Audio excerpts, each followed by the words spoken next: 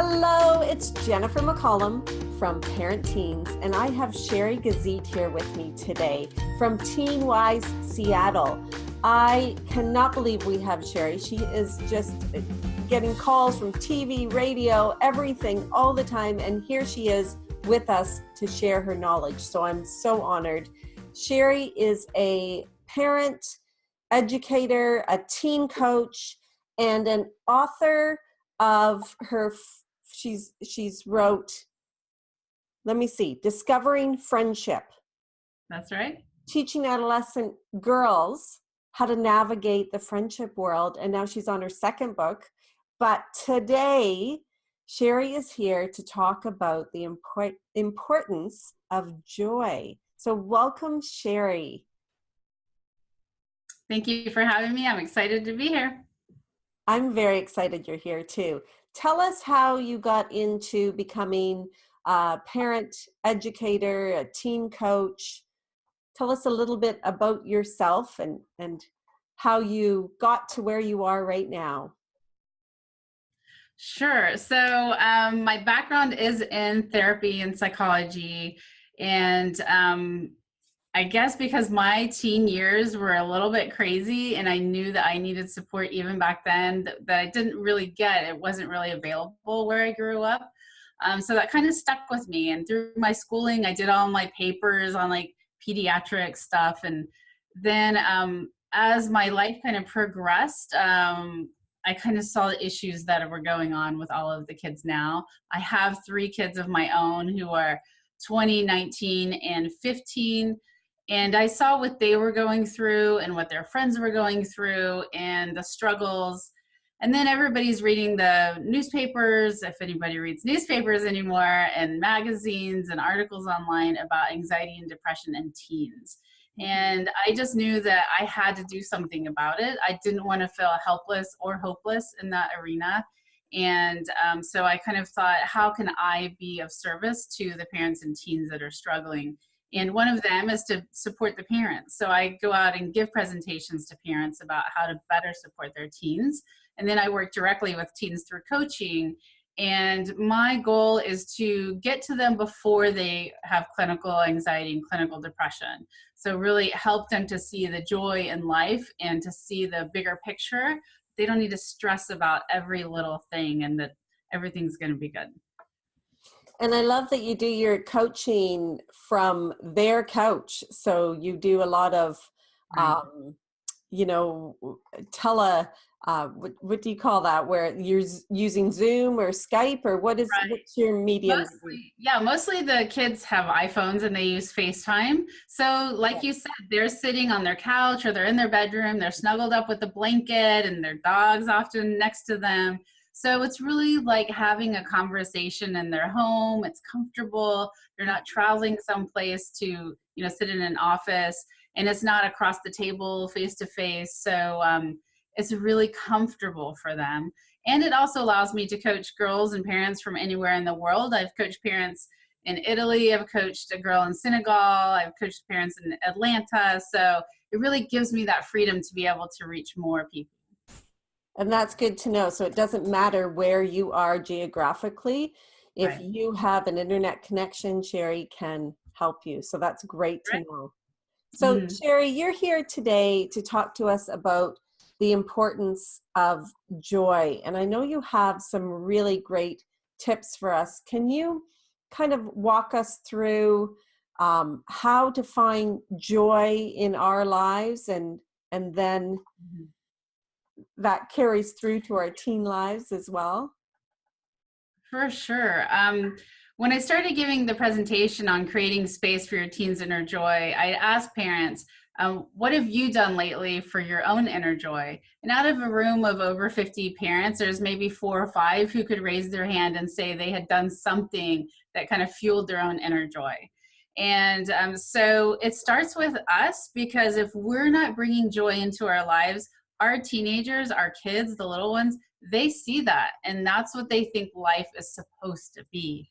And I will talk to some of my clients, and when I talk about, do you do anything just for the fun of it? Do you do anything just to be happy? and they say no. If they're doing things that don't have purpose, they see it as a waste of time. They feel guilty about it. So we need to make sure that we're parenting in a way to encourage our kids to find those moments of joy. And, a lot of parents will say, but we don't have time. We're so overscheduled. But that's where you can reprogram what you think of joy, because joy isn't going to Disneyland or taking a 4-hour hike, although those can bring us joy. We can think of the little things in life, like, turn up your radio and dance to your favorite music with your kids around, invite them to join in. In my house, I'm not a dancer, but I'll do that, and my kids laugh at me, but that's joy. That's bringing them joy to kind of make fun of myself and be silly. So think of the little small moments that you can show that to be a role model of what joy looks like. That is a wonderful suggestion, and to not take it personally when they're laughing at you for dancing. Right. We do that in our house too, and yeah, it usually ends up with them shaking their head and saying, please don't Right. ever do that in public. I have Right. a signature moonwalk I like to show off, but they don't think that's really cool. But Right. it does It's great create to do that that, joy. right? Yeah, just to have that fun laughing moment. Even if it's at our expense. Right. So tell me, in this, when you're talking about creating joy in this world of anxiety and fear, like there's so much to be fearful of for our kids. So what happens then when we're parenting, trying to find joy, but we've got so much fear for everything? Do you have any tools for us that can help us through that? Mm-hmm. So we have to keep in mind that in this day and age with news being 24/7, social media, we see all of these statistics bombarding us, and we need to keep reality in check. Because if you look at a lot of the statistics, things are getting better, like less kidnappings. And so, we need to think about the stats, first of all. And we also need to remember that even if something were to happen to our child tomorrow, which is not going to happen for most of us, right? The percentages are so low, but we need to live here and now. And what we're doing right now in the parenting world is we are teaching our kids to not live in a mindful way. Everything we talk about is college or past high school. If you think about it, like with preschool, we're like, oh, you got to get ready for kindergarten. And then, elementary, you got to get ready for middle school. You got to get ready for high school. And then the ultimate, you have to get ready for college. Mm-hmm. And it's just, we're not teaching them to just be here and now. And it's really, they don't see the joy in life because it's always about those years down the road. It's not about right now. And when we're parenting from fear, our kids pick up on that. And we are parenting very reactively, very harshly, and very narrow-mindedly too. Like, we don't want to give them freedom, because freedom means something could possibly happen to you. We don't want to, even with chores, parents don't give their kids chores because that might be too much pressure. So I don't want to do that to them. I'm not going to make them do anything. There's just so many ways that our parenting is coming from a place of fear and anxiety. And our kids are smart. They pick up on that. Mm-hmm. Absolutely. I'm just thinking of a scenario in our house, and homework does not create a lot of joy in our house. Yeah. And, and then, there's times we've got twins, and, it's really, really hard to get them to do homework. But I find that sometimes when you let them just kind of choose, what do you want to, maybe something new you can learn about, and they find it themselves, or they're doing it themselves, they get really excited about it. One of our twins wants to work at NASA, and he's reading this like Neil deGrasse Tyson book that he said he's 13. He said, I had to read a chapter 4 times before I really understood it. And I thought, oh, I'd have to read it about 20 times and probably still wouldn't understand it. But he gets really excited about it. So can you give us any tips on, how to try and find some of that joy when there's pressures like homework coming at us, or at our kids? All the stuff you have to do, right?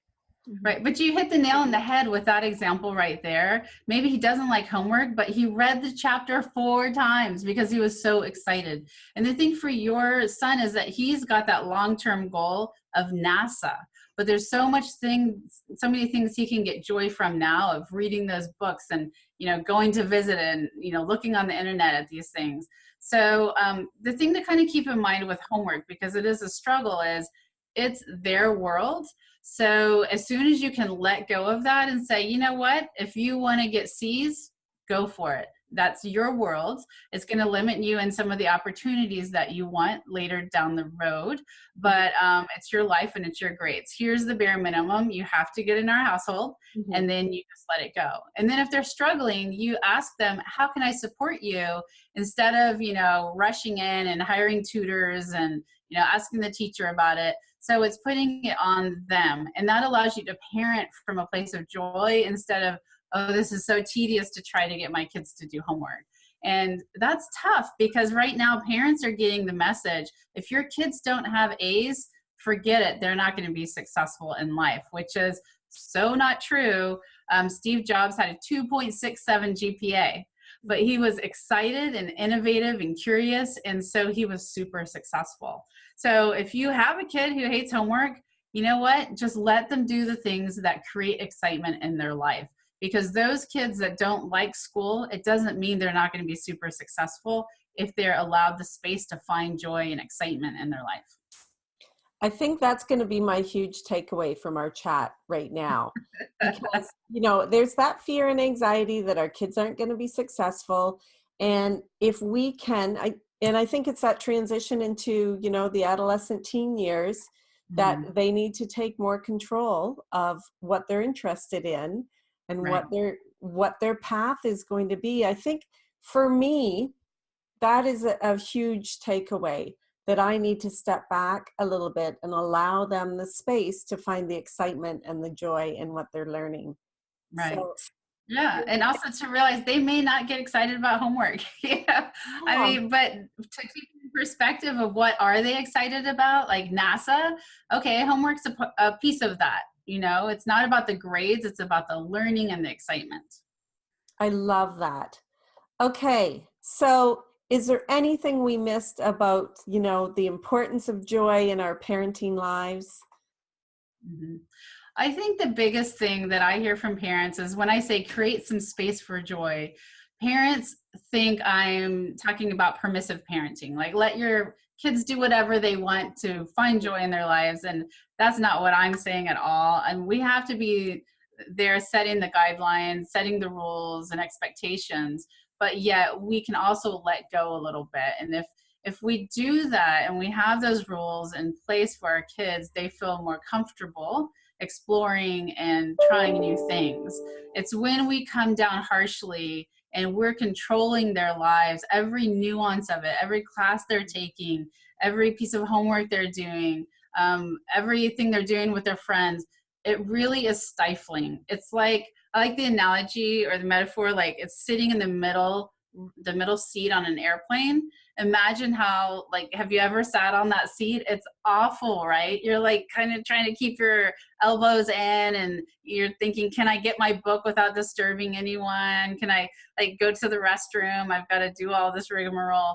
And that's kind of what a lot of the parenting has become these days. Our kids are in this little space feeling uncomfortable, hopeless, unsure, anxious, and we got to let them out and roam the plane. I think that's a great analogy. I'm always going to think of that now, sitting on an airplane, being surrounded. Miserable middle seat, yeah. Thank you for that. I'd love your tips. Thank you so much. So now you have a Creating Space for Your Teens course that parents can access, or teens can access. I'm creating that course. It's not ready yet, Jennifer, but I am going to do that. But right now, what they can do is access the webinar. So I have a longer version where I'm talking about what changes you can make in your household to kind of bring some of this joy back. And I think the tips that you gave us today are a great start. I'm definitely going to replay this again and again, and just, until it is absorbed that I need to make sure that I am, finding joy in myself, and Mhm. giving them space to find their joy. I think it all will come together then. So Right. thank you so much, Sheri. I'm going to provide links after this video where you can find Sheri.